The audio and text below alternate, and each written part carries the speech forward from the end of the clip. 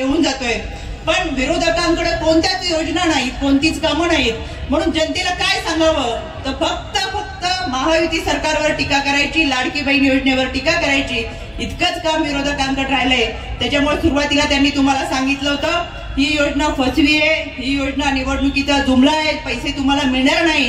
पण जेव्हा पहिला हप्ता खात्यामध्ये पडला तेव्हा त्यांनी तुम्हाला सांगितलं आता पैसे खात्यात आले तर लगेच काढून घ्या, नाही तर सरकार काढून घेईल. बरोबर ना? घेतले का सरकारने परत? भावानी बहिणीला ओवाळणी दिलेला भाऊ परत घेतो का? नाही घेतले. घेतलेत का? कुणाचे घेतले असते तर हात वर करून सांगा. याच्यावरून तुमच्या लक्षात येत असं की विरोधक किती खोटे बोलतात, किती फसवतात. त्याच्यामुळे आपल्याला त्यांच्या शब्दावरती विश्वास ठेवायचा नाही. इतकंच काय, तुम्हाला लाडकी बहीण योजनेचे पैसे मिळू नये म्हणून विरोधकांनी हायकोर्टामध्ये धाव घेतली. कोर्टात गेले हे लोक की 1,500 रुपये तुम्हाला जो महिना मिळतोय तो मिळू नये म्हणून हायकोर्टामध्ये धाव घेणारे विरोधक किती नीच पातळीपर्यंत जातात. लाडक्या बहिणींना पैसेच मिळू नयेत, त्या सक्षम होऊ नयेत, त्या साक्षर होऊ नयेत, पण हायकोर्टाने देखील त्यांना पेटाळलं आणि सांगितलं ही योजना लोककल्याणकारी आणि महिलांच्या हिताची आहे, त्याच्यामुळे ही योजना चालूच राहील. मी माननीय कोर्टाचे देखील मनापासून आभार व्यक्त करेल, कारण की माझं कोर्ट सुद्धा या महिला भगिनींच्या बाजूने उभं राहिलं. विरोधकांनी अनेक टीका केल्या, पण मला आवर्जून सांगायचंय ज्या विरोधकांनी आपल्याला पैसे मिळू नये म्हणून एनकेन प्रकारे प्रयत्न केलाय ना, प्रयत्न आपल्याला पैसे मिळू नये म्हणून केला ना, येणाऱ्या निवडणुकीमध्ये आपण त्यांना धडा शिकवायचा.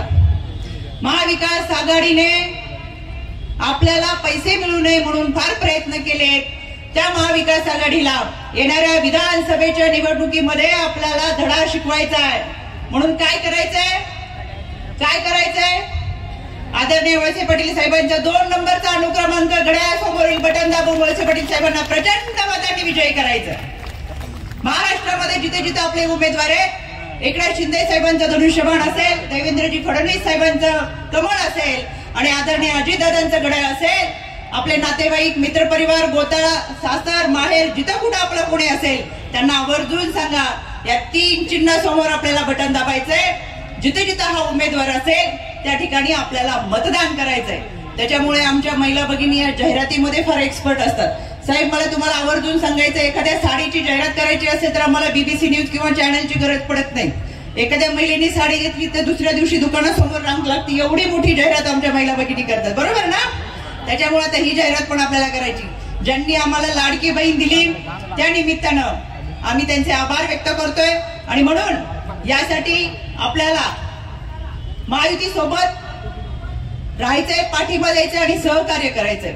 या सगळ्या योजना आहेतच, पण माझ्या शेतकरी बांधवांसाठी सुद्धा या महायुती सरकारने योजना आणल्या. त्यामध्ये शेतकऱ्यांची वीज माफी केली आणि खऱ्या अर्थानं शेतकऱ्यांना दिलासा दिला. हे सरकार कष्टकऱ्यांचं आहे, कामगारांचं आहे, महिला भगिनींचं आहे. आणि म्हणून इतक्या मोठ्या प्रमाणातली मातृशक्ती ही महाराष्ट्रामधून महायुती सरकारच्या समवेत उभी राहिलेली आहे. या निमित्तानं मी राज्य महिला आयोगाचे अध्यक्ष म्हणून महाराष्ट्रात काम करते. तुम्हाला आवर्जून सांगायचंय तुमच्या सुरक्षितेसाठी आम्ही कटिबद्ध आहोत. प्रत्येक तालुक्याच्या ठिकाणी, जिल्ह्याच्या ठिकाणी काउन्सिलिंग सेंटर आहेत, भरोसा सेल आहेत.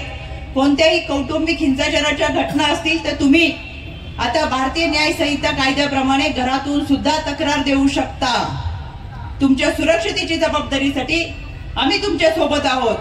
म्हणून या निमित्तानं महाराष्ट्रातल्या महिला भगिनींना संरक्षण देत असताना त्यांच्या पाठीशी ठामपणे उभं राहणं हे महायुतीचं काम आहे आणि महायुती ते जबाबदारीपणे पार पाडते. आदरणीय साहेबांनी देखील त्यांच्या भागामध्ये खरं तर सुसज्ज पोलीस स्टेशन उभं करून एक भाऊ तुमच्यासाठी एक ढाल म्हणून पुढे उभा राहिलेला आहे. महिला भगिनींना कार्यालय मिळावं, बचत गटाचे कार्यक्रम घेता यावेत म्हणून अस्मिता भवन उभं केलेलं आहे. उपजिल्हा रुग्णालयाच्या माध्यमातून महिलांच्या आरोग्याची काळजी घेतलेली आहे. पण मला आवर्जून सांगायचंय, मला माळींचा प्रसंग मात्र राहून राहून आठवतो. माळींच्या दुर्घटनेमध्ये साहेब तुमचा तो फोटो होता. प्रचंड असा पाऊस पडत होता. तुमच्या भोवती ज्या भागामध्ये ही घटना घडली तिथली लोक आजूबाजूला उभे होते आणि माझी एक शेतकरी कुटुंबातली माऊली तुम्हाला बिलगून रडून उभी राहिली होती. ती रडत असताना तिच्या डोळ्यातले अश्रू आणि तुम्ही तिच्या पाठीवरती थाप देत दिलेला आश्वासक हात आज या महिला भगिनींच्या पाठीशी आहे. त्या वेळेस तुमच्या डोळ्यामध्ये आलेले अश्रू खऱ्या अर्थानं असा भाऊराय तुम्हाला मिळालाय. प्रत्येक सुखाच्या क्षणामध्ये एखाद्या वेळेस तो बरोबर येऊ शकणार नाही, पण दुःखाच्या क्षणाला तुमच्या पुढे 2 पावलं आहे. म्हणून बाई पण भारी का मनात तुम्ही सगळेजण इथं सुखाने आनंदाने गुण्यागोविंदाने राहता, याचं आम्हाला मनापासून समाधान वाटतं. आज सुसंस्कृत तालुका म्हणून खरं तर आंबेगाव शिरूरचा तालुका ओळखला जातो. एक चांगली ओळख महाराष्ट्राला आदरणीय साहेबांच्या निमित्तानं दिली.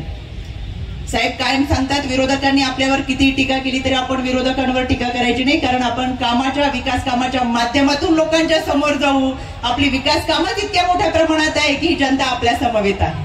आणि म्हणून या सगळ्यांमध्ये माळींची दुर्घटना असेल, कोरोनाचा कालावधी असेल, या सगळ्या कालावधीमध्ये आदरणीय साहेबांनी तुम्हाला सगळ्यांना तळहाताच्या फोडासारखं जपलं, एक कुटुंब म्हणून जपलं.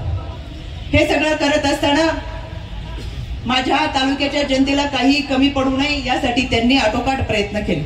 आणि म्हणून ही जनता आदरणीय साहेबांसमवेत आहे. आज या निमित्तानं या भागामध्ये येत असताना साहेब आपण अनेकांना मोठं केलं, सरपंच पदापासून कृषी उत्पन्न बाजार समिती सभापती असेल, कारखान्याचे अध्यक्ष असतील, असे अनेक असतील. मला आवर्जून माझ्या महिला भगिनींना सांगायचंय, ही लोक तुमच्या